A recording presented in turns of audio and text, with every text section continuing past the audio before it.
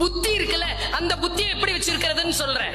இங்க ஃப்ரீயா இருங்க, மத்ததெல்லாம் வந்து சேரும். பாருங்க, ஒரு பிச்சைக்காரர் இருந்திருக்கான். ஒரு போன ராஜா என்ன பண்ணிருக்காரு, அந்த பிச்சைக்காரனுக்கு ஒரு செப்பு காசு டொப்புன்னு எடுத்து போட்டாரு. பாருங்க, அவன் கேட்ச் பிடிச்சான், கையில வரல காசு, சாக்கடையில போய் விழுந்துருச்சு. சட்டுன்னு சாக்கடையில கை போட்டா பாருங்க, ராஜாக்கு ஒரு மாதிரி ஆயிடுச்சு.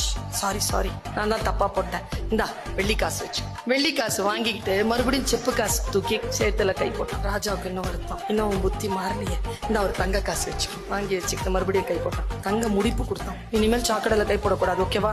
தங்க முடிப்பை வாங்கி வச்சுக்கிட்டு மறுபடியும் சாக்கடை கிட்ட போனான். கை ராஜாவுக்கு கோவம், என்ன செஞ்சா நீ அந்த சாக்கடையில கை போடுறத நிறுத்துவேன், என் ராஜ்யத்துல பாதி தரேன்டா. இந்த சாக்கடை பகுதி அதுல வருமான்னு கேட்டான்.